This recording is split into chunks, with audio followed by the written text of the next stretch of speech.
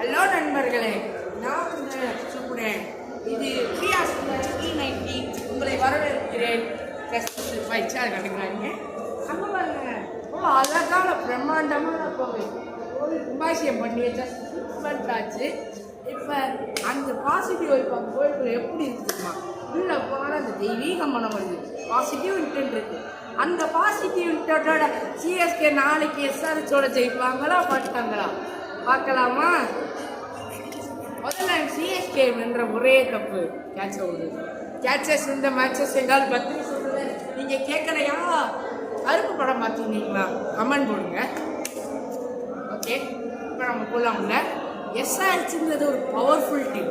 கடப்பார பேட்டிங்கில் கிளாஸ்னும் ஓப்பனிங்னாலே அது அபிஷேக் சர்மா ஒரு செட்டும் நீங்களா சிக்ஸர் மழையை தருவாங்களா?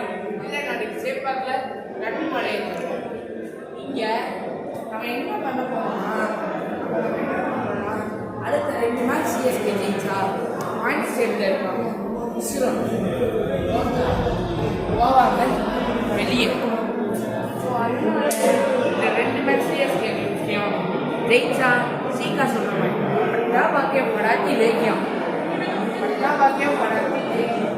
அதனால நாங்கள் எதை பற்றி கவலைப்படாமல் இங்கே நாங்கள் வாட்டு வாழ்கிறோம். அதே தான் இப்போ சிஎஸ்கே எஸ்ஆர்எச் ஜெயிக்கிறதுக்கு வாய்ப்பு ரொம்ப ரொம்ப கம்மின்னு கூகுள் சொல்லியிருக்கேன்.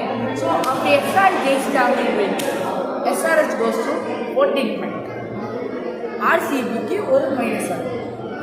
ஸோ அந்த இடத்துலேருந்து நம்ம பார்க்க ரொம்ப கஷ்டம். ஜிடி அகேன்ஸ்டாக ஜெயிக்க ரொம்ப வாய்ப்பு இல்லை. 2 மேட்ச்சுமே உசுரை கொடுத்து விளையாண்டிங்கன்னா சிஎஸ்கே ஜெயிக்க அதிக வாய்ப்பு. வீடியோ இதோட நான் முடிக்கிறேன். தேங்க்யூ ஃபார் வாட்சிங்.